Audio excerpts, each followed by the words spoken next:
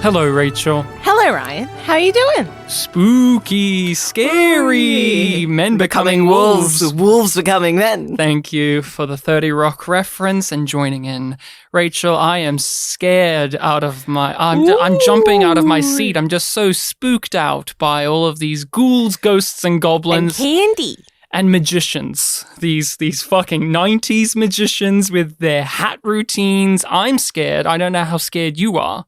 Well, I'm not scared. I'm familiar with them, so...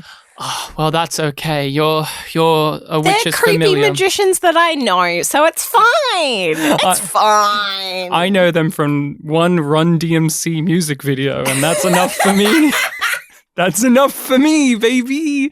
But we are Ryan and Rachel of YumYumPodcast, the only Australian Babylon 5 podcast ever. And there's never going to be another one. No one's brave enough to fill up the vacuum of power that we have a hold on. So don't you fucking dare try, okay? Mm-hmm. This is my claim to fame. And we are a married couple that goes through science fiction television shows one episode at a time. We go over them with a fine-tooth comb, have a little bit of fun, and on this occasion, we are going through Babylon 5. We are rewatching it, revisiting it, and reviewing it. Rachel, isn't that correct? Yes, that is. That's a very thorough description of this situation. But the situation? Who with Snooky? With the Snooky? And now imagine if those two showed up as Rebo and Zooty in this episode. If this was made in the late 2000s, like early aughts, like imagine if them showed up as those wonderful comedians. But it's not the complete situation because we're not alone. We are joined by some fellow podcasters, some people who have a podcast of their own in which they go through episodes of Babylon 5. Rachel, who are we joined by? Who's here on the chat? I was prepared to answer what is Yum Yum, not that question. Well, we got some guests who could tell us what is Yum Yum. Come on, Rachel, we've got to throw the responsibility on the Who Are You podcast with Laura and Xhafer. Hello. Hello. How are you doing? Doing well. Yeah, same. It is late here in the United States as we are not an Australian Babylon 5 podcast. Nope, we wouldn't want to take that. That's already not taken. Interested. I'm terrified of your country. I don't want to move there. So, what scares you the most? What's the scary thing? I very specifically live in a very northern, cold region of the United States. So we don't have bugs bigger than maybe a fingernail here. Those just don't exist, let alone poisonous anything. None of it. Shall I explain no to venomous. Them a key Australian phrase? Which one? Oh, we have so please. many to teach our young American friends who are so innocent to the world of bugs and snakes. Don't the forget one the that snakes. involves bugs and swearing. Oh, I don't know. You've got me on the edge of my seat. So teach us all. Rachel is a teacher. That's her profession, as well as Australian Babylon 5 podcaster, which is what she puts at the top of the resume. Of course. Yeah. Not here to fuck spiders. Go into a little bit more detail, Rachel. Does that explain itself? No. No? It's basically like, oh, well, yeah, like, I'm obviously not here. I'm here to do something, and it's not here to fuck spiders. I'm here to do the obvious thing. Like, you're not going to be fucking spiders or fucking with spiders. So I've got a job to do. So it's just oh, you walk into an ice cream parlor and they're like, oh, are you want some ice cream? And it's like, well, I'm not here to fuck spiders. That's what you would say as a 4-year-old to the ice cream person. I should have thought of a better situation. No, that was a great one because we also love ice cream because perfect. it's so damn fucking hot down here. It's actually springtime as we record this, and We went on holidays recently, Rachel and I, and we live in Melbourne, and we went back to our home, like a home state in New South Wales, which is up north. And it was, we went from like a casual 18 degrees Celsius day to a nice, crisp, muggy, warm 36 degrees Celsius. It was nice and hot. I don't think it got up to 35, Oh, which okay, Rachel, I you win. think is around 90 degrees Fahrenheit. I'm not. Look, why did they I'm use just that Googling system? here. Yeah, why do you use that system? It's so bad. Freedom units. Not my indeed. decision. Let me make that abundantly clear. If I had any say in it, we would have been on metric before I was born. But unfortunately, that's not how anything works in America. And Xhafer's a big fan of the band metric. I am.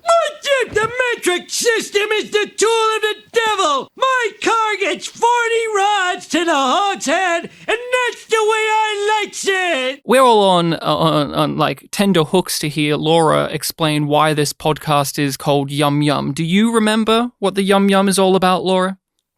It's from disco, right? From Star the Trek music Discovery? genre? The music genre?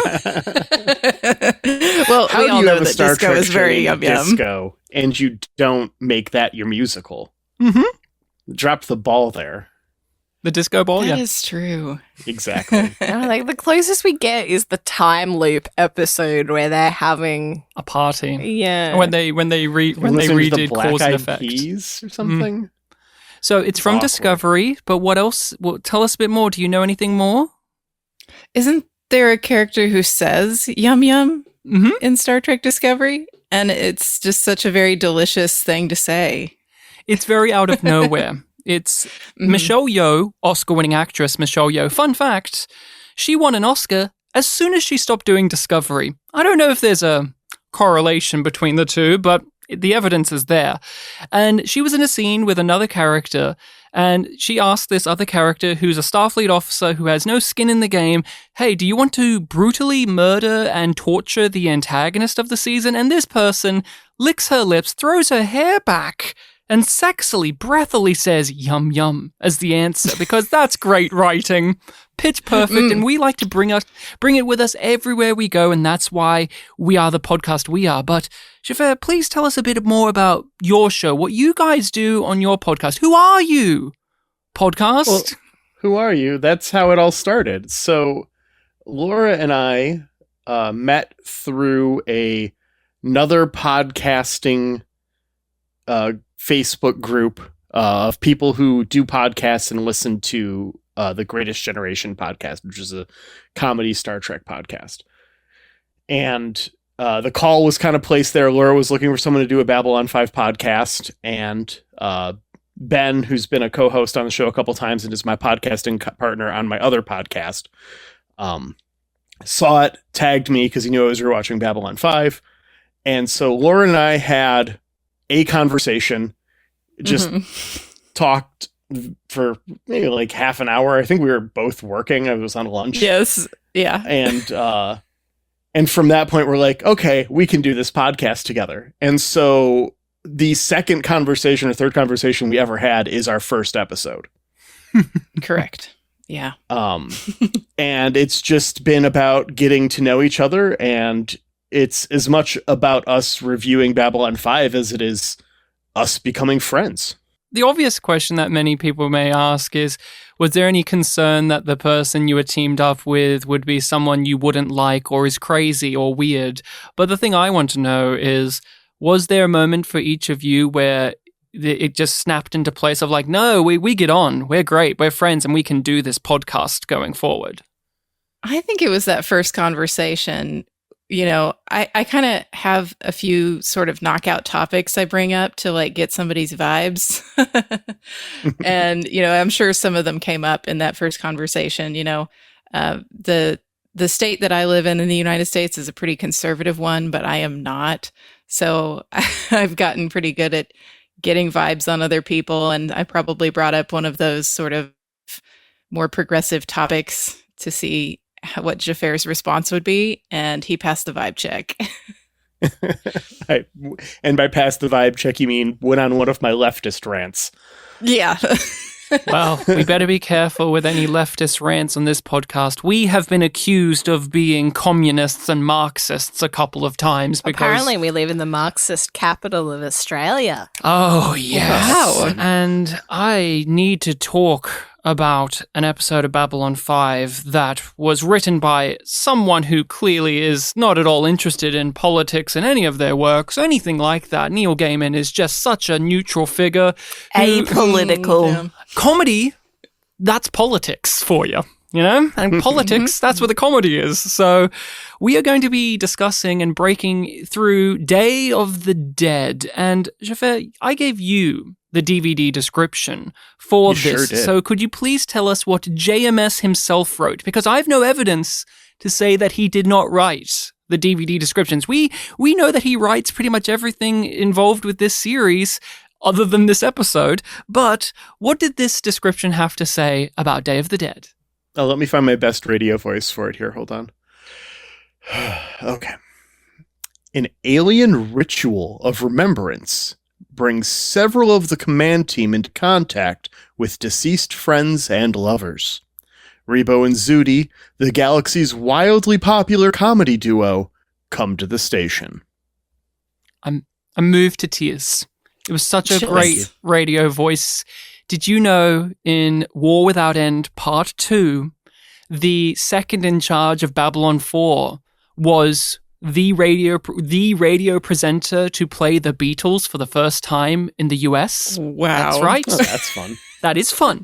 And you almost captured his historic reading Oh, wow. of I saying wouldn't the go that Beatles. You were that close. You were that close. But Rachel, tell us a bit about your history with this particular episode. This is one where I know for many people it's a love or hate it thing. People can go like goo-goo for this because of just the contents of it or the writer behind it or even the stars in front of the camera. But also it is off the beaten path, and yet you could argue another gimmicky episode in a season of gimmick episodes so far. So what has been your thoughts on it? I have always really loved this episode. I am a fan of Neil Gaiman in general, and the first time that we watched it, I was deep into my love and the fandom for Neil Gaiman. So it arrived in my life at like the perfect time for me to be completely enamored with it. And I still really love it, but I appreciate it differently each time I watch it. And it is an episode that really gets me to think about my perspective on death each time I watch it. And that makes it really powerful for me, even though it is gimmicky. Like, it is not a perfect episode, and I completely understand why it's so divisive, but it's one that I come back to and I really enjoy, and it's one that I look forward to in season 5. Laura, what about you? We said you're coming on for Day of the Dead. So what are your opinions on this episode? What has been your experiences watching this in the past? Okay, so in the past, I would have watched this when I was, about a teenager. And I remembered being just enamored with it and thinking it was so neat. It is one of the few episodes from season 5 that I remembered watching. There's like 3 of them that I really remember that I have seen in season 5. I remember Penn and Teller being popular here around that time that I watched it. I was a little bit nervous to watch it again. And this is very silly. I felt very silly for feeling this way. But at some point, I had found out that Penn Jillette was kind of a hardcore libertarian person. Yeah. And I was like, God, I don't want to watch this again. It really destroyed my view of Penn Jillette for a while. And when we committed to watch this episode with you guys, I kind of was putting it off because I didn't want those icky feelings coming up. And I did Google Penn Jillette, and I found out that he started reconsidering his libertarian views in 2016, And in 2020, he declared he is not a libertarian anymore. Oh, but you can imagine him and Bruce got on great during this episode's filming. Right. Which infamously, Bruce has said that he was the most annoying guest star, like one of the worst guest stars they've had. And you can imagine because they're both very political people with extreme views. I think Bruce said this was the greatest piece of acting he did in the show because he made it look like he actually liked being there. That's hilarious. Xhafer, I'm needing to know your thoughts on this because we recorded a little while back a discussion for Grey 17 podcast in which you had a very big statement to say regarding this one. So could you inform us all a bit about your perspective on Day of the Dead? Well, to quote myself, probably paraphrase myself, I said that The Road Home was the best piece of Babylon 5 in production order since this episode. Which obviously would eliminate Sleeping in Light just to alleviate any concerns there. If you were unaware of if you are listening through this podcast and unaware, Sleeping in Light, because you guys haven't covered it yet, because it's the season 5 finale, then it was shot at the end of season 4 and then placed at the end of season 5. That is a better episode than this one. And I'm not trying to say otherwise because I already caught a little flack about that. So I just gotta, now that I'm taking a moment to explain and go back to that statement, I would like to clarify for the sake of the internet. I don't think that this is better than Sleeping in Light. I still really liked this episode though. I probably enjoyed it less on this watch through than I have any other one. And I don't have a particular reason for that. But I still felt good about watching it. It was nice to watch an episode of Babylon 5 without the burden of taking notes. I haven't gotten to do that in several years. So yeah, I've always had a mixed relationship with Day of the Dead. I really love it. On an emotional level, it does a lot. I am a big appreciator of the guest star characters or the one-off characters in any given piece of media. I think growing up with this era of television, whether it was sitcoms or science fiction shows or dramas, they really were reliant on people like the characters we got to see again in this episode. And I would always look at those actors, and there was always a sense of security of seeing familiar faces. And so when you have an episode that acknowledges that, it says, we are going to go back and grab people that you saw years ago and give them a moment to shine and to have them help comment on how far the characters we know have come over the years, or let you have a piece of insight on a character you don't know very well in the case of Lockley. So I've always admired it for that gusto, and I've also had issues with it of being, how much are you willing to accept the fantastical in this episode in comparison to the rest of Babylon 5? Because in my view, I think Babylon 5 does a pretty delicate balancing act of having sci-fi and fantasy things here. Like a lot of the fantasy elements are explained with sci-fi stuff or explained in a very specific prism. And then this episode comes along and it does feel like Neil Gaiman, the fantasy writer, came in and just said, no, magic is real, ghosts exists, or do they? And I get frustrated with Day of the Dead as well because they over-explain how they don't understand. It is true, but I also get annoyed with Day of the Dead because I just want to spend time with the dead. I want to spend time with the dead and the people they're talking to. I don't really give a fuck about Rebo and Zooty. I don't really give a fuck about what Sheridan is trying to do to get them back. I would rather have a whole episode is similar in the vein of Londo having a heart attack, where we just spend time on that.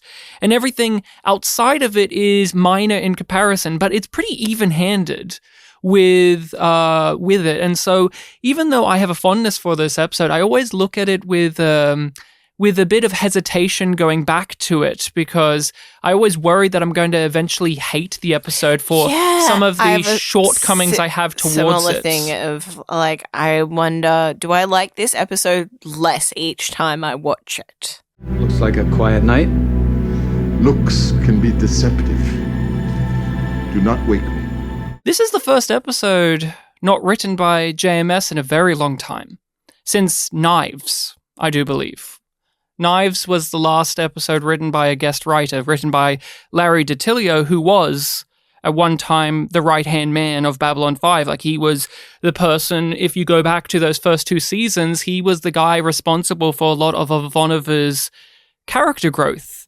With people here who are Neil Gaiman heads or fans or appreciate his work, I mean, could you give a bit of insight into that, and like, how does it translate into this episode? Because I have no clue of like his timeline or his work really. Like, I've watched his Doctor Who episodes. I've read Sandman. I gave him, some of it, like some of his other stuff a shot. I've watched some of the like little TV specials or movies or whatever over the years, but I'm not really versed in his stuff. So Rachel, you said at the beginning of this that was one of the draws of the episode. So where are you at with it now? I was very excited to see his name in the credits. I don't think you told me beforehand, and you were just like, why are you so excited? It's just Neil Gaiman. And I was just like, you don't understand. You don't understand. And it does have a lot of his hallmarks. It as somebody who's very familiar with the show at this point, the characters and the feel of this episode are distinct from the rest. It stands out as having another person's voice, but within the world of B5. That's where I kind of land on it this time.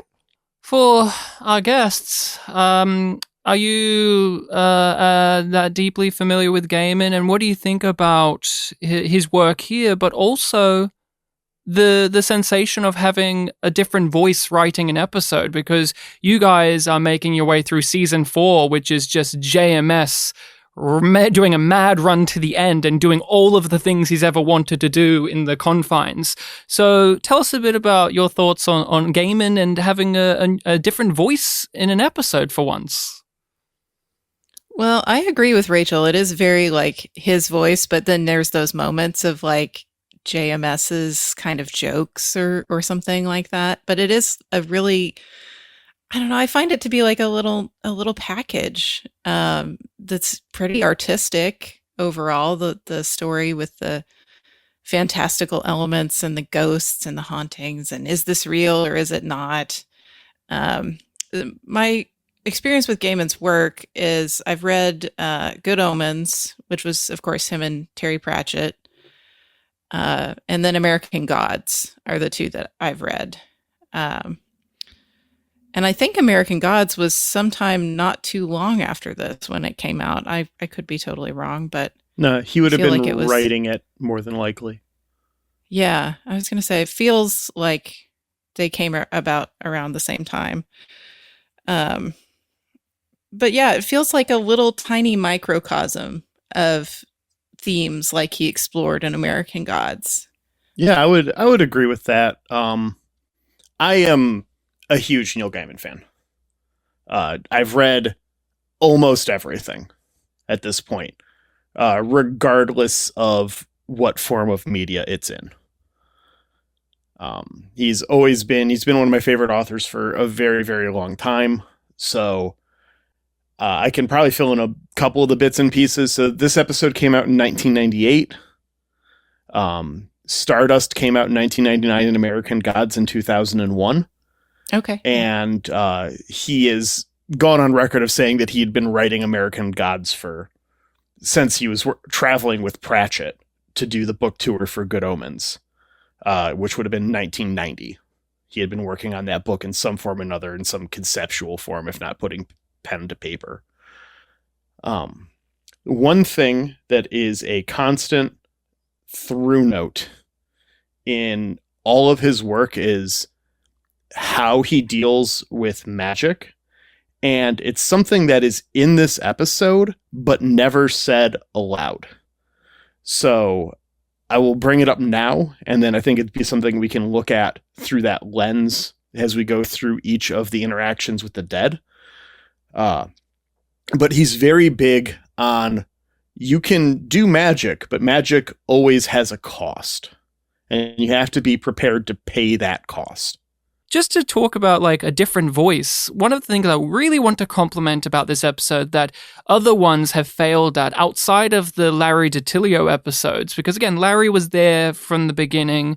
I feel like oftentimes the guest writers would fail at capturing the voice of the characters, and they could either misuse them or boil them down to their very basic essence of like in Grail, it's like Londo is the loud guy who is a coward and selfish, and Delenn is wise, and Jakar isn't here because I don't know how to write for him, and so on. But this one, I felt that they were all true to who they were. Like Neil Gaiman writing for Garibaldi felt so natural. And maybe that's JMS, but from what I've read, it's pretty much most of this is Neil stuff, and then JMS just did one or two little tinkerings and not much. He just left it pretty much as is. And the biggest thing to say is, it is hilarious to me that Lockley is this new character, and it had to take a guest writer to come in and give us the deepest insight into who this woman is. We've had her for several episodes, and there's been bits and pieces and some dramatic reveals that have fallen flat for us, at least on our podcast. And it had to take a guest writer who doesn't know this character, who basically gets free reign to write her into being something that we can go with forward. And I think he does a really great job of capturing all of these characters' voices. And from what I've gathered, it's not like he was a big watcher of the show. I think he was given a bunch of scripts and said, choose some characters you like. And he chose some of these ones, which is interesting. Hence, I'm disappointed by the fact that we have Rebo and Zooty, which I don't think outside of the gags of Rebo and Zooty are annoying for Lockley and that everyone enjoys them but her. I just don't get much out of Rebo and Zooty's presence in the episode. No, neither do I. It just falls flat for me. And it's odd because it just feels so 90s. Yeah. The way that they do the celebrity cameo in this episode. And the way they talk about politics as well. It feels very of its era. And I know people who love this episode purely because Penn and Teller show up in it. It's great stunt casting, but I've also grown up with Penn and Teller. I watched was it Penn's Bullshit or whatever? I watched that, sure, but like I like there's a point where I get over the coolness of a guest actor and just want the story and or the character to be meaningful to me. Laura, you mentioned before there was a bit of hesitation revisiting this because of, Penn. But what do you think about the Rebo and Zooty side of the story? Honestly, it was underwhelming this time around. I remember being kind of enraptured by, oh my God, Penn and Teller the first time around. And then this time I was like, oh, that's it? This is it? This is what it is? But Minbari humor. Yeah, sure. It's also a fish. It's all, yeah. Yeah. And then it ends, by the way. Like, did they leave comedy to pursue politics? You tell me. Yeah, I sure hope not. The machine tells him to, that's why. Yeah. Xhafer? Rebo and Zooty? Much to say about it, other than it's here? No, I feel the same way. I enjoy the humor of Penn and Teller. Going to one of their shows is like a bucket list item for me. I really enjoyed them for a period of my youth, and I don't as much now that I've, I don't want to be too harsh, but now that my brain is fully developed. Sure. I have grown to not enjoy their sense of humor as much. I do feel they had a couple of really strong moments. One, 100% Lockley's reaction to them is just the highlight of them being in this episode. The hat bit and stuff I didn't like, but there's a blink and miss it where they get handed the stuff and they make their corsages change what side they are on their coats. I don't know why, but that landed for me. It's because it's magic.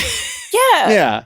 That was so fun. I was just like, oh. It's just fun. Where, like, that's just a quick moment where they're building momentum, and then the hat bit goes on so long. You're just like, But I think it's on purpose because we have to relate to Lockley of like her being a killjoy in a room full of people who are weirdos, because clearly Rebo and Zudi suck. Like, we are supposed to believe that they're not funny.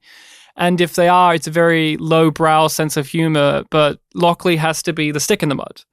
We get that built up for seasons of Londo being the guy who's all like, I don't understand the hokey pokey or Rebo and Zudi. Yeah. These things are uniquely human. And then he has an arc by the end of the episode where he's a big fan. He wants them to perform at his inauguration, coronation, whatever it is. And all, and he's had it's called an arc. This was in the show Bible, that Londo starts out as a Rebo and Zudi hater, and then he's a big lover. Well, I hadn't thought that... Well, there's no profit in might-have-beens. We learn from our mistakes. You're so funny. From now on, I will always watch you. Zoot, zoot. I want to know if G'Kar had stayed in his quarters, who he gets to talk to. Like, that's what I was wondering at the end of this. Who would have shown up for G'Kar? You hit the nail on the head, because the premise of this episode is a great, like, what if? Like, what if G'Kar stayed in the room? Well, who would he see? What if Ivanova was still in the show? Who would she have met? What if Sherry? Like, you could do it with so many characters, and the fact that this premise has such great legs that you can keep running with, it is super frustrating that we spend so little of the time on it, honestly, because I was shocked, like, Adira and Londo, have 2 scenes, basically? She doesn't even get a farewell. She doesn't even get a, like, I disappear and I'm gone now. And I'm just like, what did we spend it on? Oh, that's right. A cute little moment of Rebo making Delenn laugh. And that's great, but it's like, look, the biggest takeaway from Rebo and Zudi is they gave Corwin one of his best scenes in the entirety of the franchise, which is him practicing his little hat trick. That is one of the first things I think of when I think of Corwin. It's one of the first images is him at CNC just dicking about with the hat, because that tells you everything you need to know about Corwin. This is about the dead returning, and I love that premise so much. We get the reasoning of the Brakiri, who's an alien race we've seen and dealt with a bunch of times before, have a ritual, and they explain, a comet comes, and every 200 years they do this, and there's been strange rumors about it, and everyone has a different degree of not caring about it. Like, Garibaldi doesn't give a fuck. Londo is putting on a my facade. Bed, my shower is on that side. Mm-hmm. Okay, whatever. Lockley is trying to be diplomatic, and she even says at the end of the episode, I thought it was a metaphor, and next time I'll think literally about it. Like, I'll think more literally about it, and that's hilarious because that's been Lockley's character this entire season, is the fact that she does not think in abstracts. She's very pragmatic and thinks in nuts and bolts way of doing things. So the one time she didn't, it gave her this wild ride of an experience. And we get Londo being nice, but also Londo is like, no, ooh, candy, yes, I'll take it. No, what is this crazy foreign custom? I don't like it. I want to meet the emperor, the first emperor. I have a bone to pick with him. Portrait. Yeah, so there's always the what if. Like, I always wondered if Ivanova was here, who would she have talked to? Would it have been Marcus? Would it have been Talia? Her brother. Would it have been her mother? You know? We'll never know. Yeah. It's always up in the air. And what message would they have delivered? Be gay. That would be the message. Ivanova, be gay. Be gay, do crime. Yeah. Be gay and do crime. Well, she's done plenty of crime by this point. But do more. Yeah. So we get the reintroduction of Linnea He's back from Ranger camp, from Ranger training, and he's in his incel arc, is the best way to describe it. You guys must have loved him saying partner. That moment, he was like, how's your partner? I did laugh at that. Well, and it was like, he worked with him forever. Like, he's Sheridan, obviously. Yeah. But he's a little loser, that's why. Yeah. He's not well linear. Yeah. And so he's the only person who's really excited about the whole Day of the Dead. He's the only person that actually is aware of the customs and it seems to have rented a quarters in the zone because it's all empty, and it's just like, what was he hoping for? That's a good question. That's the irony. He's the one that wants to seek comfort and advice and wisdom from the dead, but he's the one that rejects it. Everyone else takes something away from it, but he's the one that rejects it. He does not want to listen to the advice, and even the person who meets him, Mr. Morden, says, you don't want to get advice from the dead. That's not who you go to, Linnea, because Linnea's all broken up inside, and we got to talk about it. Mr. Morden is the biggest left swing of a person to bring back from the dead, for the person he's visiting especially. It's fucking great, though. This is the highlight of this episode. I love this bit. Ed Wasser's performance is phenomenal. It's probably one of my favorite performances he gave in the entire show. I loved him as like sleazy Mr. Morden, what do you want? But I adore him as this weird mystical sage creature that's come from the ether, and he's saying all of these things. It's like, do you believe that? Like, oh, I just tried to make people happy. I think that's what my major problem was. It's like, fuck you, Mr. Morden. And he just delivers these lines in such a cracked, broken way, but also very calm and serene. Like, he's accepted it. Yeah, they cut my head off. So why are you judging me? I already got my punishment sent out to me. So why are you fucking judging me? But, Laura, when it came to Morden coming back, what are your thoughts on all of this? What do you take away from it all? Because he was one of the most delightful villainous characters on the show. So it is interesting to see him return and to talk to Linnea of all people. Yeah, it's the wild card. I certainly didn't actually remember that part. I assumed when Linnea showed up, I was like, oh, he's going to talk to Marcus. Marcus is going to give him some advice about his love life or something. And then Morden shows up. And I was like, man, what a delicious twist. What a little like knife. The most evil person is the one who you get to talk to when you try to be so hard and thoughtful, and he's so religious, and he essentially gets to talk to the devil. And he doesn't listen to him because Mr. Morden has some harsh truths to give out. True. And Rachel, you and I have had quite the experience with the Linnea storyline. We've been really digging deep into it. And so there's a lot of rewarding things in this storyline for us as people who... Somebody fucking said it to him. Somebody said straight up, she don't like you that way. She's never gonna love you. Move on. Move on, or this is going to corrupt you. You know it in your mind, but not in your heart, and that's where the real problem lies. My favorite character growth is when Morden was alive, he was a tea guy. He was all about drinking tea, but now he's dead, coffee. Give me coffee. He's ransacking the place looking for coffee, and he's like bitching about it. It's like, where's the coffee at, Lydia? It's just such a great little detail to Morden. But Xhafer, you said it, like Morden, this is one of the highlights, one of the favorite bits of the episode. So tell us a bit about your feelings towards it all. I think the best part of this is 100%. This is like incel linear, at the height right now. It's well, at least according to my memory, I haven't watched the episodes around this one. So He did say if I'm wrong, partner, tell if that me. helps you. Yeah. Right.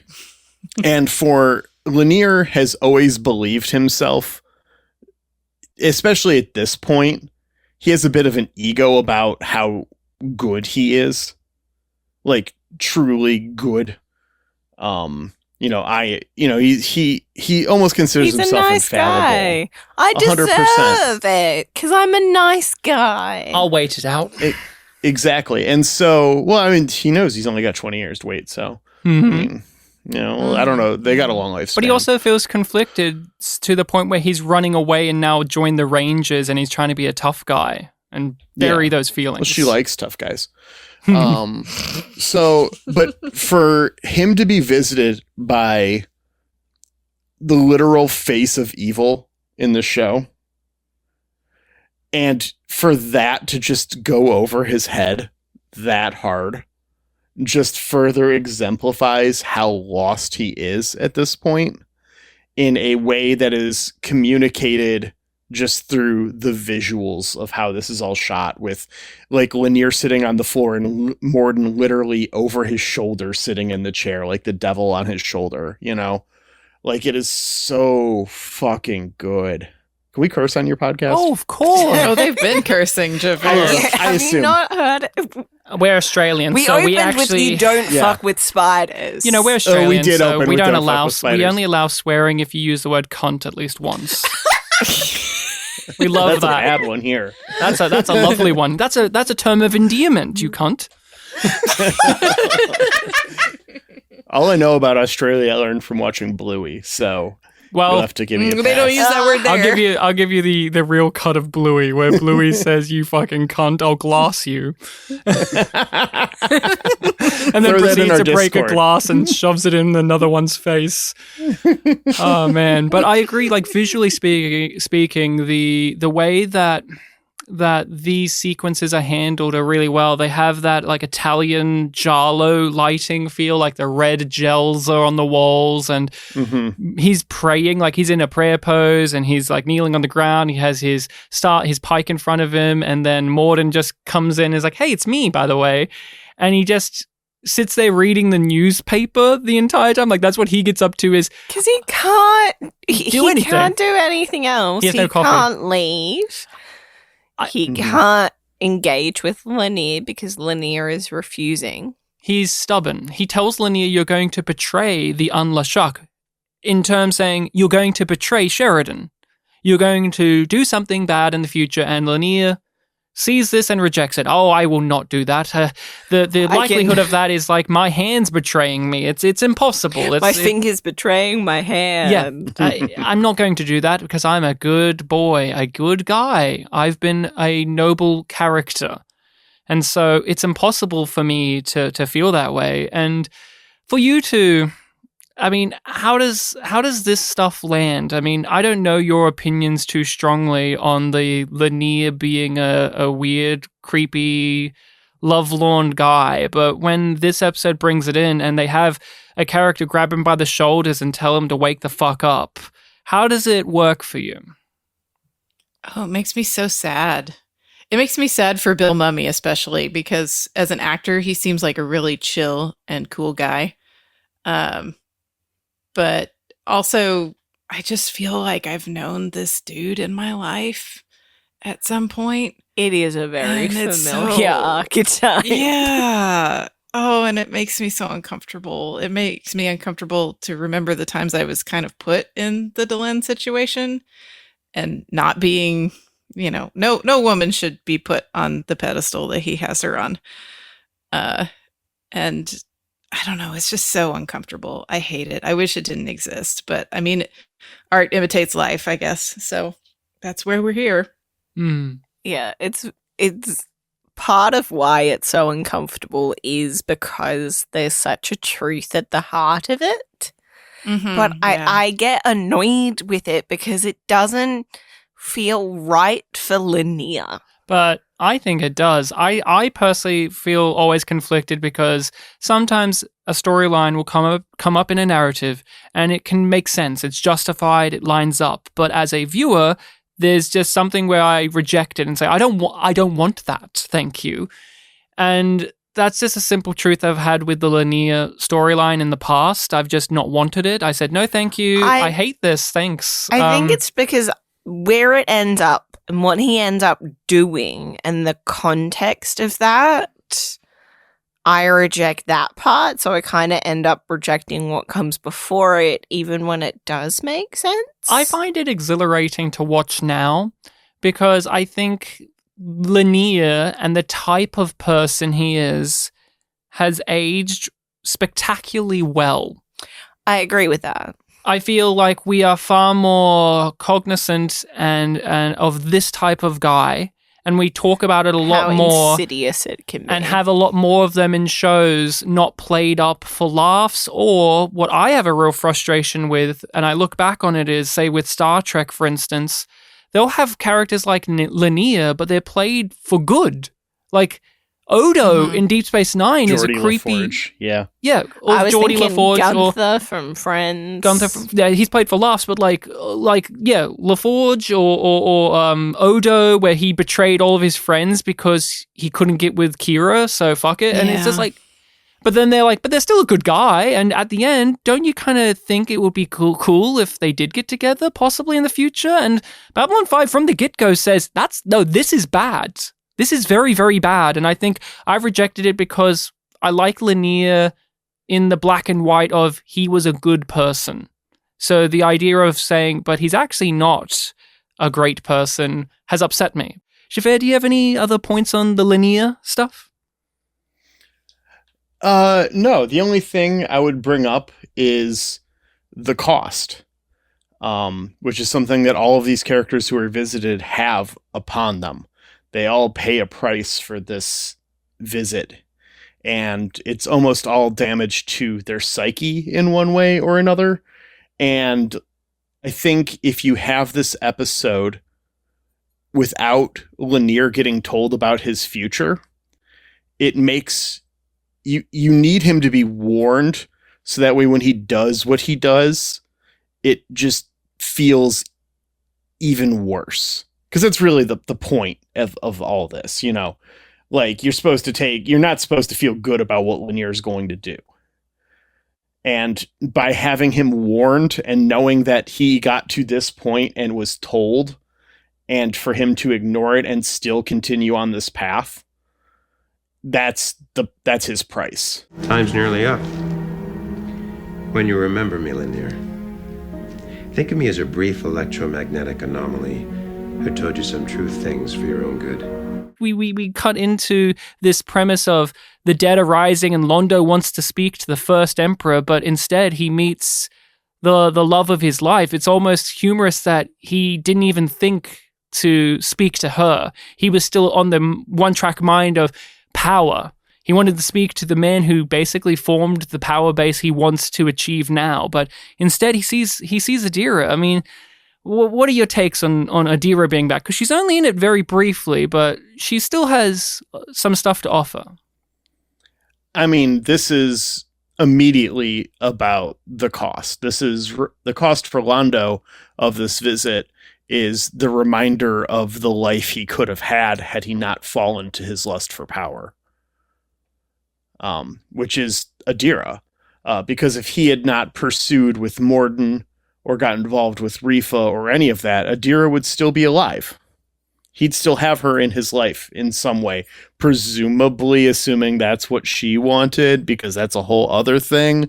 But I don't want to get into any of that shit. She seems happy to be here at the very least, and all of these spirits seem to have chosen who they're visiting. So I assume that means that she would have come around and been in his life had she lived. She was coming back to see him, but then got killed. Yeah. Mm-hmm. That's true, yeah. Laura, what do you think about Adira being back?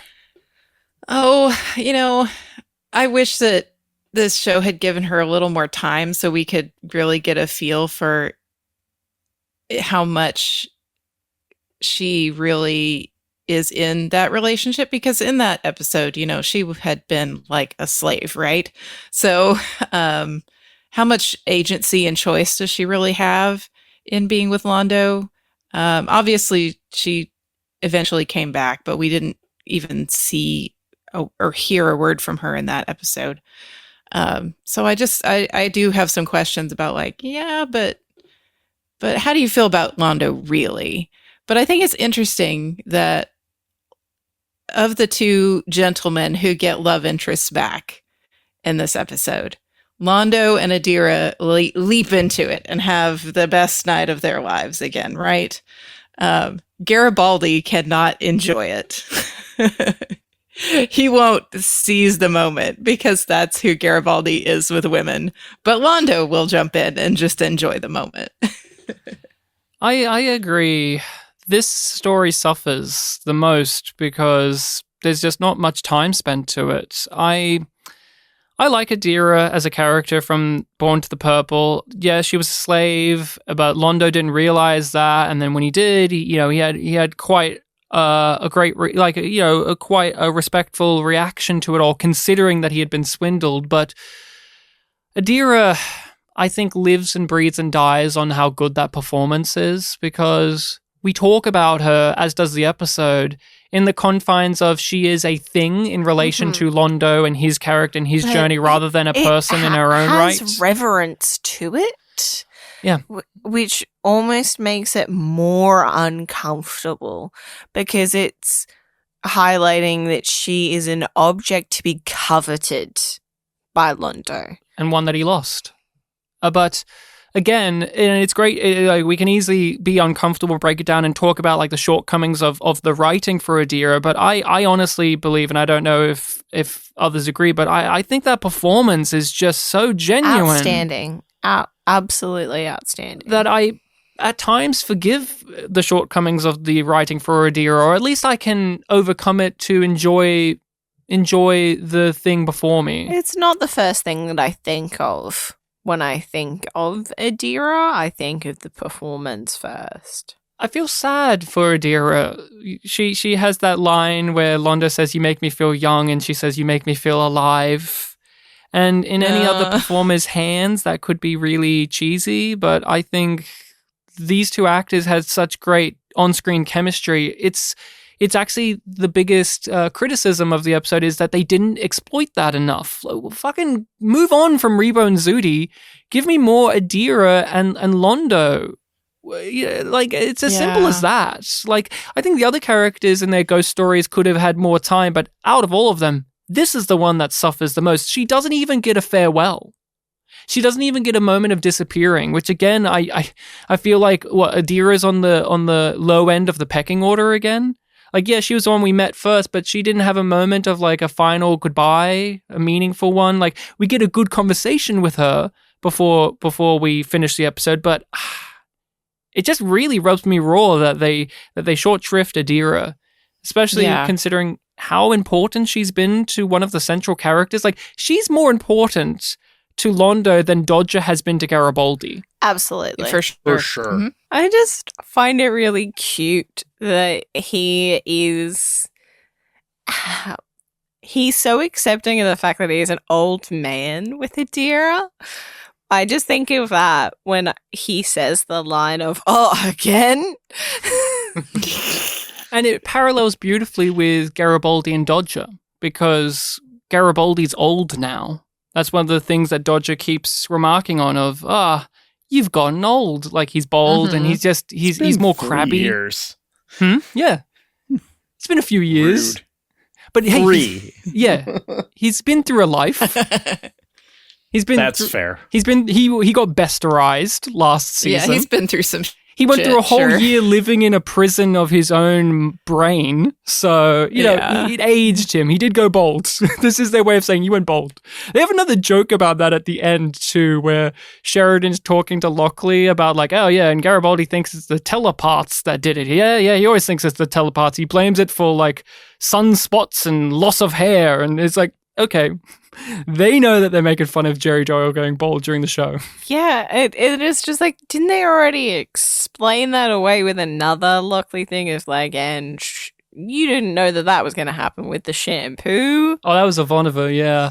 But Dodger returns, and she was the one that I always was surprised returned, because I liked Gropos as an episode and Dodger was a good little character, but I never really thought too much about her. And I think it's this episode that makes Dodger more of a presence in my brain when I watch through the show, because there are other episodes where we meet a character for a time and they die within the same episode, and I don't think about them too strongly, and I kind of lump Dodger in with that. She's fun, but when I'm going back through the show, she stands out more because the series itself says she's important enough to bring back even. And I know she was a pretty popular character with some fans because she was a badass, and she looked at Garibaldi's butt and said that it was nice.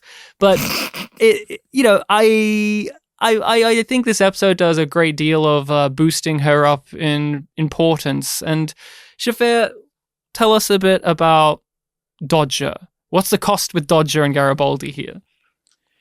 The cost is very similar to Londo, where it's the life he could have had, but it's a lot more about the short term compared to Londo's, which is about the long term. I think that Dodger is a reminder to him to maybe take advantage of a situation that's presenting itself to him, rather than let it go because you don't know how long it's going to be there. And I think, I guess it's not really a cost because they end up having a happy life together, but without this is kind of a real, I think in his brain, this is the shit or get off the pot moment with Lise. To turn a phrase, I don't even know if that makes sense. I understood the sentiment there. And one thing that really stood out to me was Garibaldi and Dodger talked about this from a religious standpoint, from a spiritual standpoint, more than the other characters did, more than Lanier really did, honestly. He mentions, they both say, I don't believe in ghosts and heaven and all that, but by the end, he's like, I was raised a good Catholic boy, and maybe if things, work out nicely, we could meet again. And I found that such an interesting layer to peel into with Garibaldi, because it is present in the show from time to time. He wants to be this almost nihilistic guy where nothing matters and he can just brush things off and, he can do whatever and life is life. But there are these moments where you can tell he has more thoughtfulness behind these things, but it's almost like he pushes that away too often to really appreciate that what's around him. He wants to convince himself that the world doesn't matter to him. But he's also deeply invested. He's fine without it, but that everything should be a certain way. It's he can't fully commit nihilism, but he wishes he could. Yeah, he's non-committal. That's his thing, right? He can't commit to sleeping with Dodger. He can't commit to a relationship with Lise. He can't commit to his job at the best of times. He will do it, but also he runs away. That's his thing. He's run away from life. He's an alcoholic, and he's going to enter that journey soon again. He's someone that flinches and runs away from things. But again, tying it to Lanier, and I've never really thought about how important the Lanier part of this is outside of cool setting up of future things and Morden's back. But Lanier runs away as well. He's someone that's running away from his problems. But Garibaldi, at the end of this experience, he gains something. He has a new appreciation. He looks back at a moment of his life that was fleeting and realizes that there was something more important there, because Dodger says to him, "Hey, did you ever tell Lise about us?" It's what? There was no us to talk about. It's just I almost slept with this chick once. But then I got chicken about it because I had the hots for both you and Talia Winters. And then she died, so... Doesn't matter. Laura, what do you think about Dodger returning? I mean, I love her. I think that her character is more fun in all the ways than Lise. Not a big fan of Lise. But it's Lise. I know, right? How is it that I feel this way? We'll never know. It's a mystery. That's the one unanswered question of B5. Why does Garibaldi love Lise? Like, why do they love each other? We'll never know. We'll never know. Yeah. But you were saying Dodge's return. She's fun. She's a fun character, and her chemistry with Garibaldi is far more interesting. Yes, it really is. Like she seems much more like confident of herself, and maybe that's part of just being the military lady. And she just has a lot of presence. I would love to see her back. So I'm glad they pulled her in for this cameo. I mean, it's some guy's fantasy. A love-hungry redhead who'll disappear in the morning, never to be seen again. I'm sorry, Dodger, what were you saying? It's a good thing I'm only here another hour or so, Cupcake. 2 weeks this, I'd kill you. The last, but definitely one of the most important, is Lockley. She is visited by someone from her past. First things first. I cannot wait any longer to say, why the fuck is that her password? I know why, and I'm going to answer. But I thought you were going to say that one of the best gags is every channel is playing Rebo and Zooty and is driving her absolutely insane. That is great. That is a very good gag. That was funny. But A+. Lockley is a new character. We've only had her for a handful of episodes. She's been barely in any episodes of the show thus far. There's like a few episodes of the 5th season that we are watching right now she has not been in. And a large part of her story has been mystery of who did she serve, like whose side was she on, and what's her relationship to Sheridan.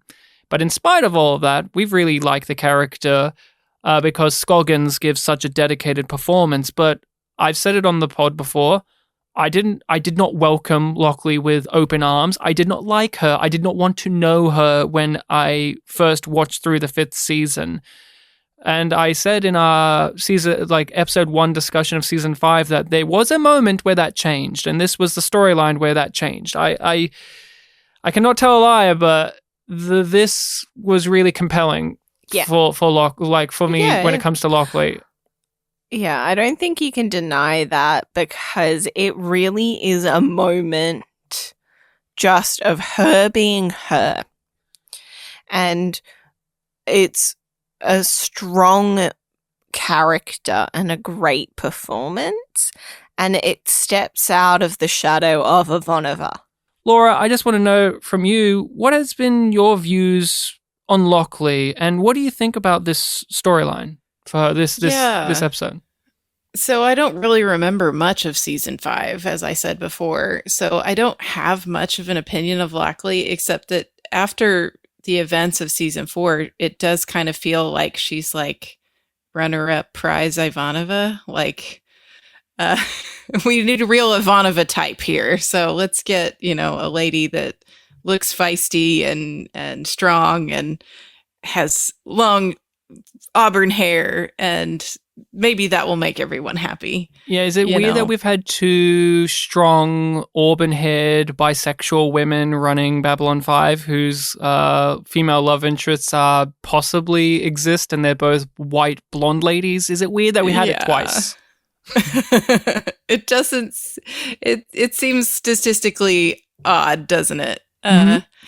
So I didn't remember much about her. I did remember this. So what I take out of it is, the Zoe character does look like, plausibly a teenager. So this happened in possibly her teen years. Yeah. I assume like in their late teens. Yeah. That's what I assume, like high school, college, party age. Mm-hmm. Yeah. Yeah, because it doesn't seem to have delayed her career much. Like, she's still made it to captain, not that far behind Sheridan. They were in class Sheridan together. That's how they met. Very aggressive in his pursuit of higher commands. Interesting. And another thing that's interesting is Sheridan personally was interested in that, while his father was supportive, but his father was like a ambassador's envoy or something, while Lockley was not interested in this, but her father's career military and because of her circumstances, we find out in this episode, put her in this life to help stabilize her, and she becomes the woman we have been seeing during the course of season 5. And it sheds a new perspective, like new light on her speech that she gives to Garibaldi of like, I am a soldier, I know simple things, I know these 3 values. And I mean, with this, Laura, I mean, when you know, Lockley is this figure that is not that fresh in the mind for you, as you said, season 5's a bit of a blur when it comes to this. When with her story here, I mean, what were the things that you got out of it overall? Well, it made me interested in seeing her when we get there. Now I'm like, okay, you know, she's got this. It seems like they were having some sort of addiction problem, right? And she loses this friend in a way that she's not sure if it's just an overdose or if it was an intentional overdose.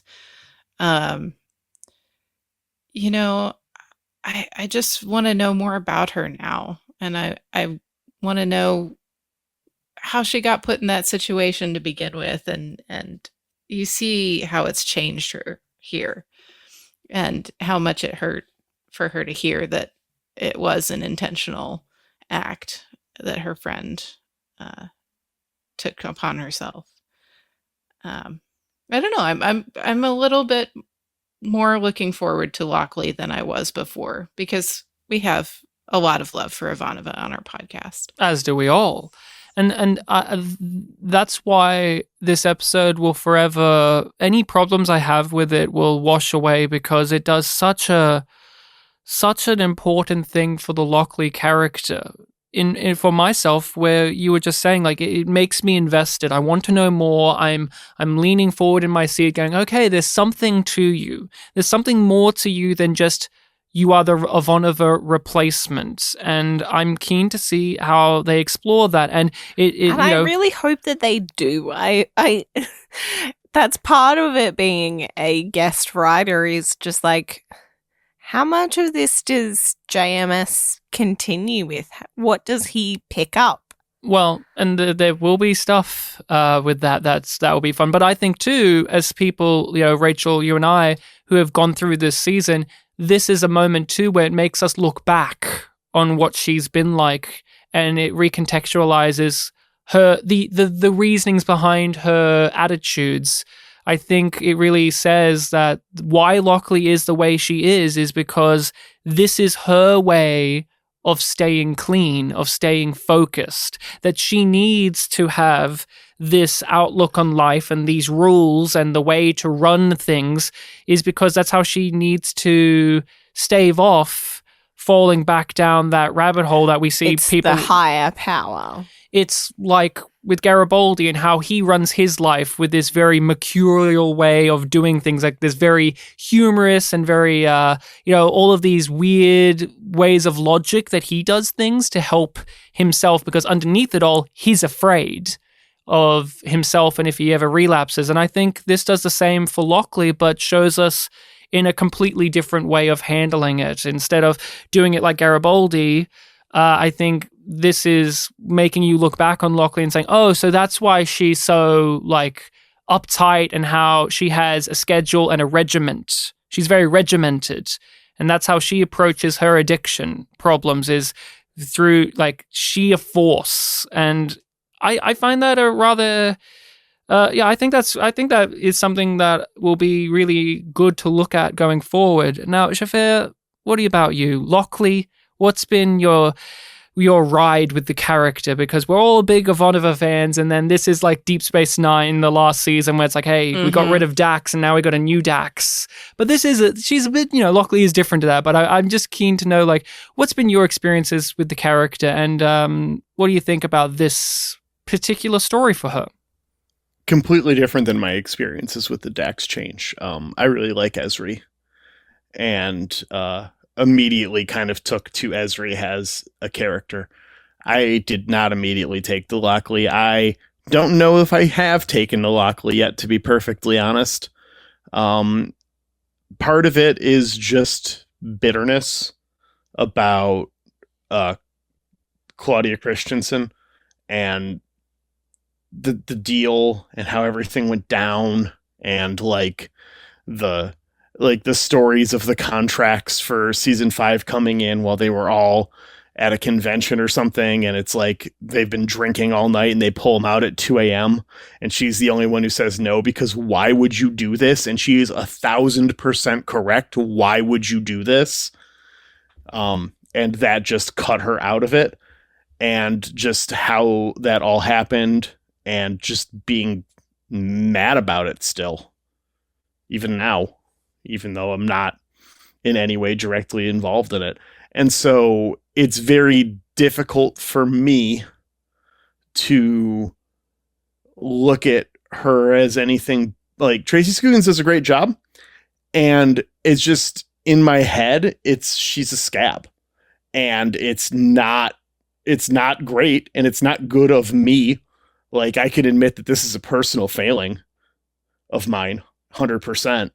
But it's something that I just haven't had the mental workout of going through and remembering that this isn't Tracy Scoggins' fault. And I guess I'm doing it right now while we're talking. So there's that. But I am interested. One thing, as we approach season 5 in Who Are You, one thing I am trying to promise myself is to give her a chance, because I don't think I ever have. Mm-hmm. And so to jump into this and to see her a bit vulnerable, to see her, she gets shit on in this episode by Sheridan. When they're all talking and he's all like, this is something your kids are going to remember. Can you imagine your ex-husband saying that to you? Holy shit. Like, really, like, he's aware of her situation. That is so fucking rude. She should have decked him. And it makes it all the more tragic when Zoe said she always wanted kids. Yeah. Yeah, and Zoe asks, oh, well, I married that Sheridan guy, and it's all like, oh, so you've got kid? No. And it's just like, oh, God, the knife. Just so fucking rude.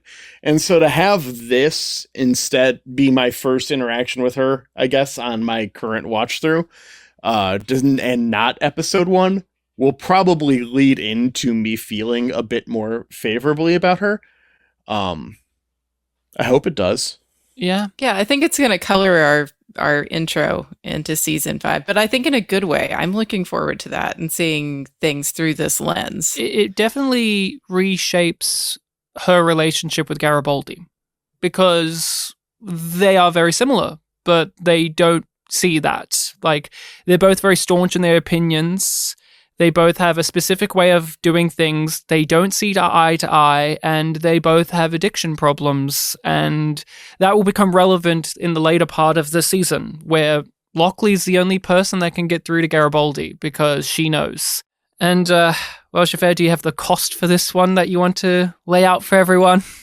I don't feel like I know the character well enough to address it, to be perfectly honest, but I trust that it's there. Well, go on, Laura. I might have an idea for the cost. She had to find out that it was intentional. Ooh, She gets the mystery taken away, and it's a painful answer. A deeply personal one. She even says this to Sheridan when he's asking what happened, and it's deeply personal. And he's like, everyone's saying that. Fucking give me an answer. I want to know stuff. But I think you really got it. I think it's that, and the cost of also realizing that her life used to be like awful, because Zoe's trying to make it sound fun. Like, didn't we used to have fun? And in the way that Scoggins, like Tracy does the performance, it's like there's this element of like she wants to say it was, but clearly she's grown past it. And there's this figure in her life that she has a daily reminder of, to answer your question, Rachel, of the password. I like that reveal, actually, because it's her punishing herself every day of her life. Every single day, she has to remind herself that Zoe's dead, and in part, she blames herself for that, or she doesn't know the answer to that. Lockley's a person who needs answers. She needs results. And this is an aspect of her life that has been unresolved. Yeah, like, when I said that, it's not because it doesn't make sense to me. It's just because I cannot fathom doing that to myself, that I can't relate to that decision. You know what? Even after everything he'd done, I was glad to see him. Then I enlisted in Earth Force Cadet Corps. And now I run a space station, and I worry about the daily problems of 250,000 life forms. Kosh left a message for Sheridan. Oh, yeah. Hey, Sheridan, you're being a little pissant about how you didn't get an experience. Well, I got a message from some guy named Kosh. That's the thing that takes me out. You're telling me that Lockley, who does all the paperwork, doesn't know who the fucking one Vorlon ambassador was? You're telling me just like they were both named Kosh. But she's like, someone called Kosh? Do you know who that is? Yes, you should too, Lockley. I know you're new here, but come on. The one Vorlon ambassador. You don't know who they are? Come on. But, you know, it's a spooky, scary, ooh, you have to go back to the beginning, huh? We're reminding you that Sheridan has a countdown. Now, are we ready to talk about the spotlight, Rachel? Your favorite part of the show? Yeah, I think we are. So, do you want to explain the spotlight for everyone? I know that our guests here are not the biggest listeners of other Babylon 5 podcasts, so they may not remember or know about the spotlight section. No, Laura, it's not the spotlight starring Mark, not that rough Ruffalo. But it's actually, okay. I know, Oscar-winning film, I'm pretty sure. It's not that. What is it, Rachel? It's where we take the time to look at one of the performances in the episode, highlight it, discuss them as a performer in this episode and beyond. And who are we talking about today? Dodger. Oh, Marie Marshall, who has, of course, been in Babylon 5 before as Dodger, and I'll get it out of the way. I think her performance is great. She's always been great. She's just a force to be reckoned with. She plays off of Jerry Doyle so well. I think that is one of the biggest challenges, is getting actors who play characters who have a lot of grit to them and actually can play off of Garibaldi / Jerry Doyle. They just... the sparks are on the screen there, but she stands her ground with him, because I think, you know, he is a presence, the character and the performer can be one that can really offset guest stars. There's been many episodes where we've discussed that over the course of the pod, where this person, like the actress who plays Lise, and I'm not even saying the actress, just Lise as a character is so weak source for a character like Garibaldi. I love her performance and I love her character, and I think that it would not be the same if it wasn't her. I think that there is a great chemistry between the two actors and the two characters, and the way that they play off each other is quite interesting. And I like seeing and hearing Dodger's priorities with her one last night. Laura, for you, Marie Marshall, she's back as Dodger. What has been your perspectives and feelings towards this performance? We get it all the way back in Gropers, but here too, how do you feel about how she does in this role? Obviously, you're a fan of the character, but what do you think about what this actress brings to the role? Well, when you mentioned the spotlight, I did take it upon myself to Google Marie Marshall a little bit, just a tiny bit. I found her on LinkedIn as well and decided I would follow her on LinkedIn because that was fun.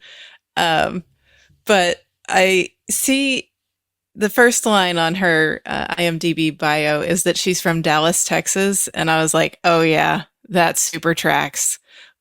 she oozes Texan for me. Being fairly close to the state, I have a radar for them. Yeah.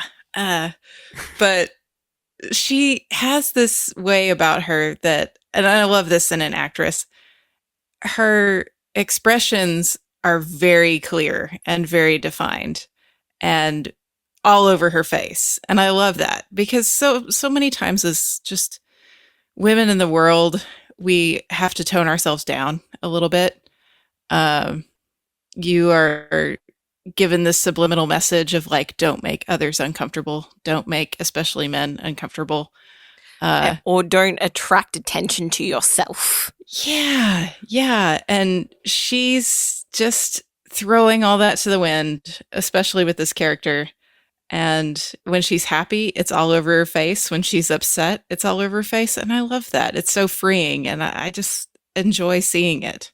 I know, Rachel, you said this during our Space Above and Beyond coverage and that it was a concern for you, but it was overcome that a lot of like actresses to have to, and female characters to be like the tough character. They basically are men. Like written like men, played like men, like the femininity and the sexuality and all of that has to be stripped away for it to be communicated that they're tough.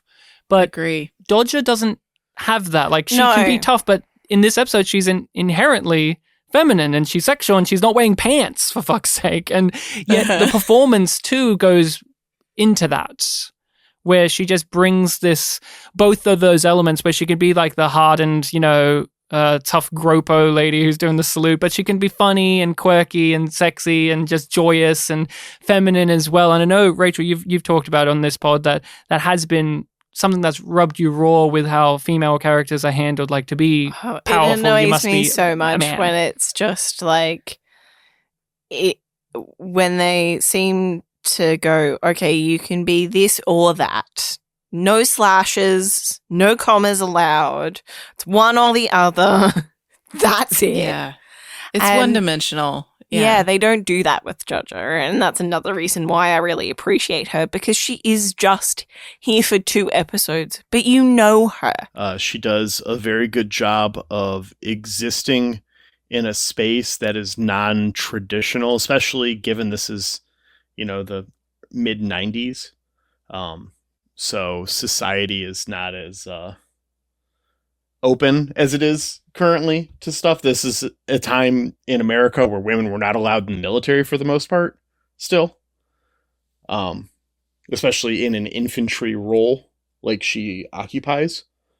And so that's really cool to see and good to have on TV and good to have out there in an artistic space, because that's how we get things to change, is by having that kind of exposure. So that's all greatly appreciated. The actress herself just owns this shit. I took a look at her IMDb and it never clicked to me that she is in one of my favorite episodes of Star Trek: The Next Generation until I looked it up and saw a picture. It's like, oh wait, that's her. Yeah. Which was fun. Yeah, that was going to be my next thing. Have you guys seen her in anything in particular? I was like, who is going to mention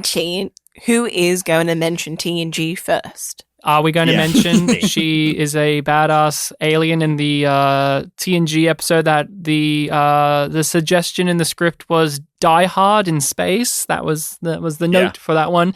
And who else is in that episode, huh? Did we notice anyone else in that episode, Xhafer? Did you? Oh, I didn't look at who else is in that episode. Who else is in that episode? Patricia Tolman. She's the other badass alien lady who's shooting around. And Tim Russ, Tuvok himself, before he got to play Tuvok. And so you get to see him without the ears. And I think that there are times in the Star Trek canon where they explain why actors appeared in other things, like why Tim Russ was also in The Undiscovered Country as one of Sulu's background people. And so it's like, hey, here's a whole episode about that, by the way.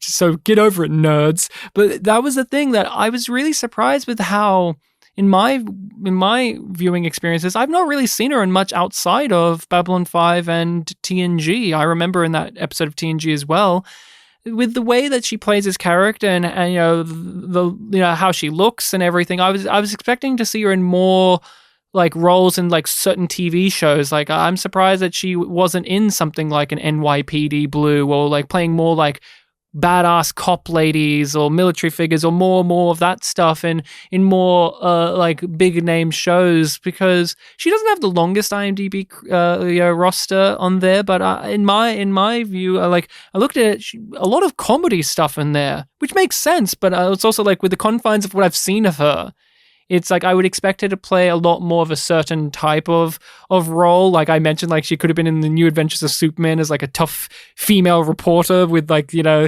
with the hat on and the pen and paper ready to go. But I'm not as deeply familiar with other work she's been in. Rachel, for you, anything? There were a couple of familiar things, but nothing that I've really watched outside of TNG. Like, she was in an episode of Three Guys, a Girl, and a Pizza Place. Wednesdays at 8 on ABC. The first Wednesday of a new year starts with a new Two Guys and a Girl. Exciting, isn't it? Yes! And after a little too much celebrating, Sharon slips up and invites Ashley to be in her wedding. What? You can't just have me and Ashley in the same wedding. We're like oil and Satan. Assuming you're oil, I've already made a promise to Satan. See you Wednesday on ABC. Where she has like a 13-minute reel on her YouTube channel of commercials. Oh, fantastic. And that isn't even like all of the commercials that Because she has like another video of it too, where it's like another 10 minutes. Yeah. There's a lot. There's a lot. I think it was like a 3 or 4 year stint where she did over 100 commercials or something ridiculous like that. And I'll give my honorable mention first, which is she did a number of like low calorie, no fat, no cholesterol food items. Because, you know, it was the 90s. It was the 90s. That's what you did. Yeah. Mm-hmm. Obsession was high. And like the first one, I think, in it, and it's just like she's like eating Jello. It's just like, I love dessert. And she doesn't remember the name of her childhood crush because she's like so into this like 4-calorie Jello. And then it's just like, and forget Tommy, or like eat your heart out, Tommy, or something like that. But the tagline doesn't make sense to me. Well, this is why we got the Americans in. Because it was something like, dessert, you don't have to dessert. You don't have to run away from your dessert, Rachel. But it was said the same way. Like, it wasn't said like desert or dessert. Or like, I'm deserting you. No, it was like the exact same inflection. And I was like, dessert, you don't have to dessert. It's like, what? Dessert? Look. What? Did like, she say that? Are you trying to do something or not? Did she say that? I think so. Okay, we've got her LinkedIn. We can contact her. Yeah, professionally, right? That is, she Laura. She hasn't posted anything, and her website does have her agent info. So what was your favorite? The one that got me was the one that weirdly felt the most Dodger. Oh, yeah, where she gave it a little bit of that mustard. Yeah. Where it's an ad for a laundry detergent, and she just keeps on sniffing her own clothes. That's what you have to do in those ads. And it's just so exaggerated. And then she like leads a tango with her husband. And I was like, yeah, that's Dodger. But the other one that I wanted, so that was my favorite one. But the other one that I wanted to mention. You had a list. She wrote it down. Was an ad for like stovetop stuffing. I don't know what. Okay. So like the brand stovetop? Yeah, I think it was. So it's just like, you don't like, Ryan, we're used to getting the stuffing that comes in like the rotisserie chickens. Oh. Okay. And like we just have that little bit of stuffing. This was a giant bowl of stuffing. It is America. Just as a side dish. Just like these kids just wanted that for dinner. Well, they have Thanksgiving. They need No, big this was just stuffing like bowls. a weeknight. I know. I'm saying this was just in general. I'm saying Americans need the stuffing implemented as a cultural touchstone, day-to-day life. I mean, I know Xhafer right now, he's got a big bowl of stuffing. He's just plowing into that. Just yum yum. You know me. Wouldn't you say? Always yum yum on the stuffing. Yes, I got him to say it. The big thing to note, and I'm curious if either of our guests, do you know about Marie Marshall's personal connection with a cast member of this series? By any chance? No. No, Laura? No, Well, do you want to know why they have such great on-screen chemistry, Jerry Doyle and Marie Marshall? No, did they date? They dated previously. They dated at one time before Babylon 5. And she talks about how they had a whirlwind love, as you would with Jerry Doyle. And he used to call her like Mrs. Doyle number 3 because he already had 2 at that point.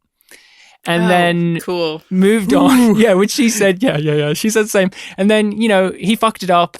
And so when she got cast on the show, she makes this clear, and I believe this too, because if you know anything about Jerry Doyle behind the scenes too, very clear that he did not get her cast in this show. She had to do a bunch of auditions for it.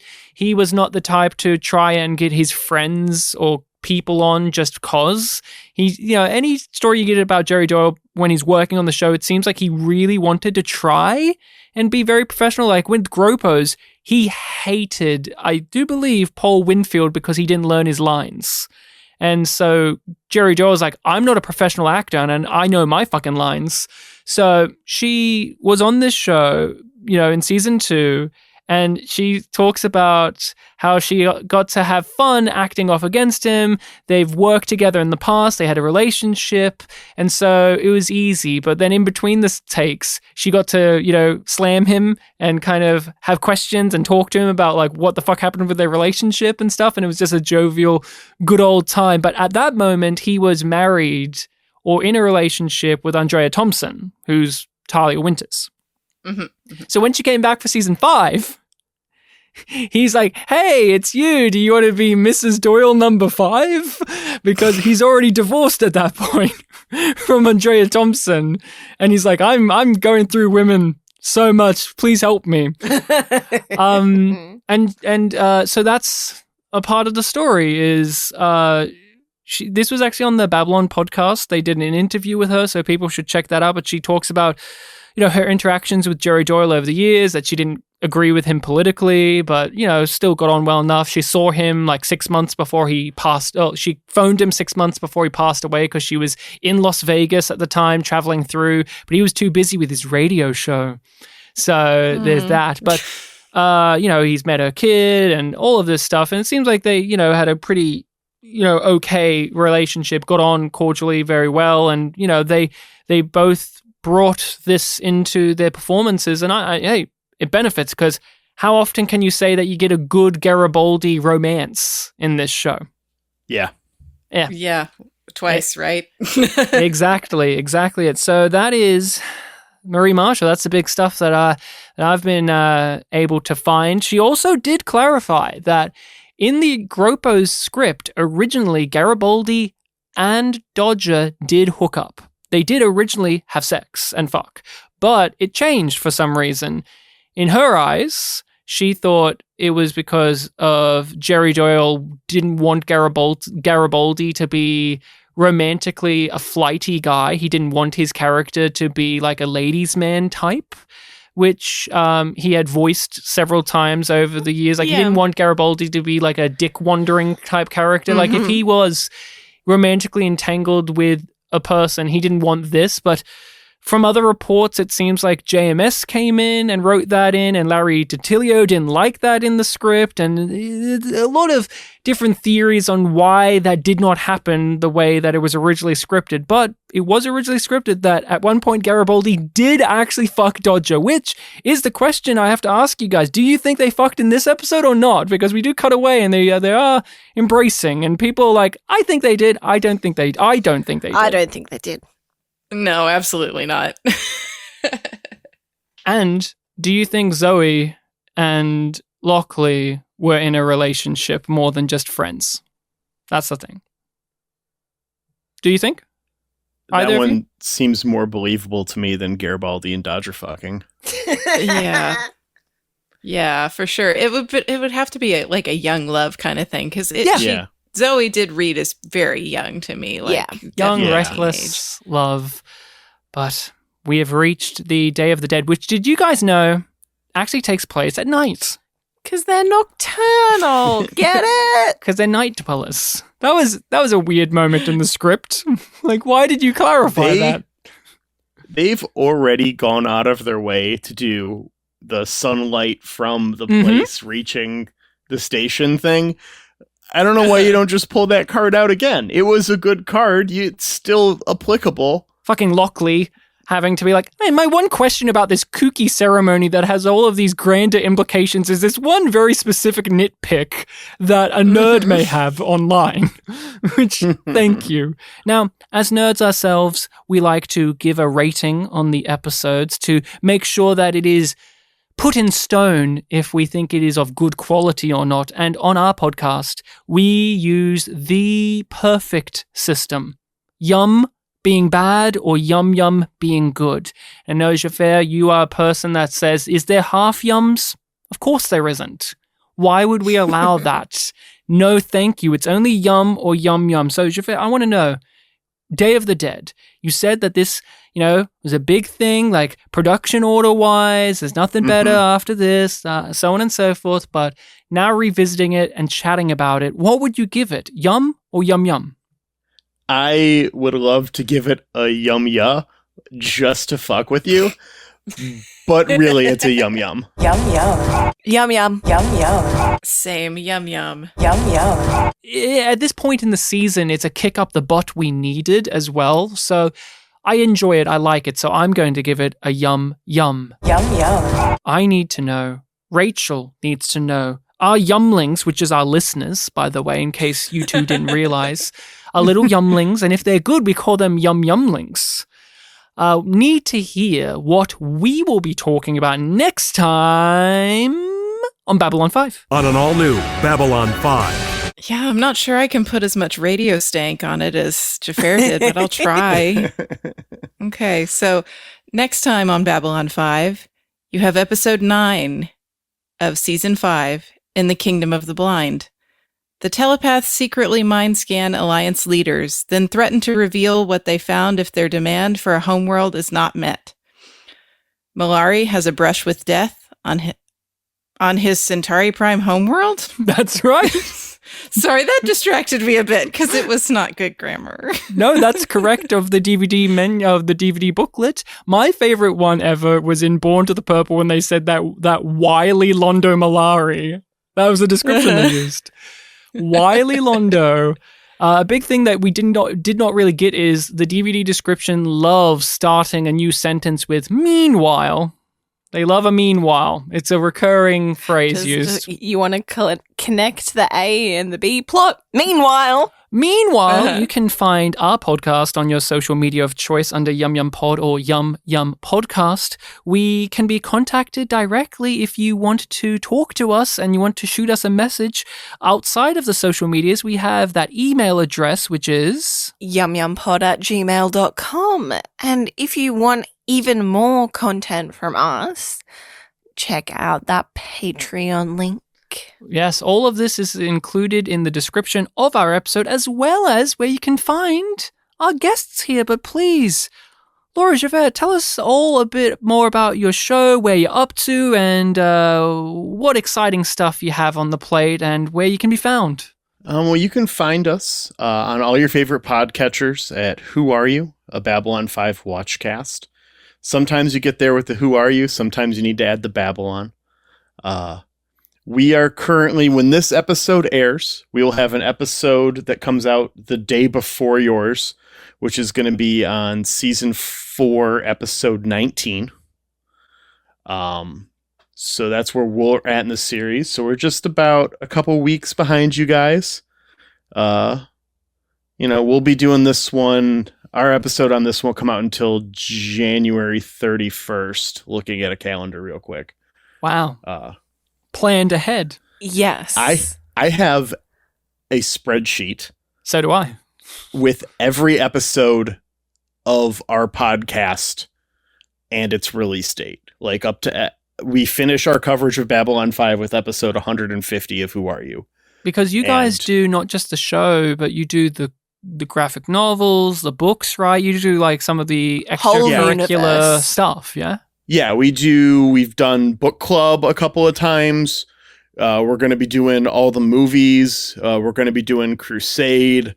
And then we also take breaks and watch non-Babylon 5 stuff that has the actors. Mm-hmm. We do our movie breaks. We just did The Fugitive, which has Andreas in it a couple weeks back. You should do Thrashin', which is a skateboarder movie in which the villain is Warren Xhafer. So, no. See him skateboard around villainously. Or you could do the second Nightmare on Elm Street, the gay one, in which he is one of the leads. But I love your show. I love the premise of it, where you guys are know each other and having some fun. You're sharing some life stories, very off the cuff. You go through the scenes of an episode. We've been on there a couple of times, yes. Rachel and I. It's been we had you if 3 episodes back from the one this airs. Mm-hmm. We talked about The Face of the Enemy, where Garibaldi gets fucked up and Sheridan gets caught. What a grand old time. One of the highlights of the season. It definitely puts Garibaldi somewhere. And but yeah, we'll make sure to include all of your stuff in the description below. And yeah, I love what you guys are doing. Can't wait to see where you are. I'm a simple person. When I look for B5 podcasts, I go to the one with the most appealing artwork first, and you guys are like us, where you have little cartoons of yourselves. I'm like, yay! Yeah. And a lot of B5 podcasts are like, nah, let's just use a picture, that one picture of B5. The one. And put some text on it. But I really like the artwork to your show as well. I like that too. It's one of those things are like, oh, this is fun. Laura in particular, it's like, oh, look at you. You're having fun on the cover art there. You're like, look at me. I'm badass. So I tuned in. If I was ever to cosplay, that's what I'm going to do. Of course. I tuned in for the first episode, listen to any of them, but I tuned in like every good B5 person does by choosing the polarizing one and seeing where they landed, which was Believers. I'm always testing people of where they are at with B5 when they watch Believers. And it's Xhafer saying, this one's sad, dude. But we are not a serious podcast. We've never pretended to be a serious podcast. We refer to ourselves quite often as the Babylon 5 Dick and Fart Joke Podcast. Yeah. Despite not really making a lot of dick or fart jokes, except for the one we just recorded where we kind of made a point of it. It's the spirit of the thing, as is Yum Yum the spirit of our thing. We didn't ask this important question. It got overlooked, and so we'll end it with this. Who in this episode would have said Yum Yum if Neil Gaiman was not a coward? Now, it's easy to say Rebo, it's easy to say Zooty, but I have a dark horse candidate. Yeah? Is it somebody that we haven't given it to before? They're a new character. The Brakiri ambassador. That guy was a fucking freak. He was chewing the scenery. Hello. Jumping. He was playing it as if he was a creature instead of an alien. Like every other episode we've had the Brakiri, they've been normal. But this guy was like, hello. Oh, the guy who gives Lando the sugar skull? Yeah. Yes, 100% he would say yum yum. Yum yum. Like, so the Brakiri is a race. They yumming it all up. Do you concur, Laura? Oh, yes. That's perfect. Yeah. Unanimous. All right. I guess. we do have to say, though, if Zudi had done it through the little robot, that is Harlan Ellison voicing that little robot. Could you imagine Harlan getting the script? And he says, first, fucking pay me. Fucking pay me for reading the script, you motherfucker. He gets the script and he reads it and it says yum yum, and he phones up JMS and says, what the fuck is this, Joe? I'm not reading this. And then Joe says, whoa, don't blame me. I didn't write it. And he goes, what the fuck do you mean you didn't write it? You always write these scripts. No, that was Neil Gaiman. Who the hell is Neil? I don't know this Neil. And he rings up Neil Gaiman all the way across the pond.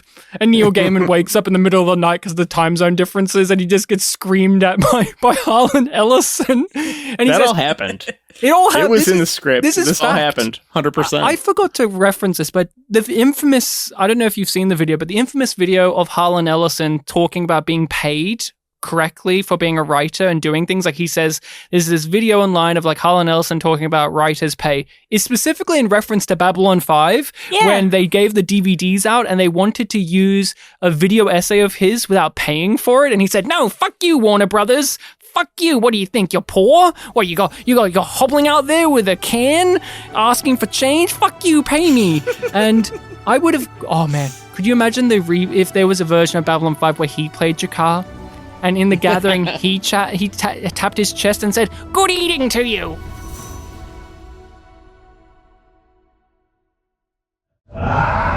Mr. Kelly.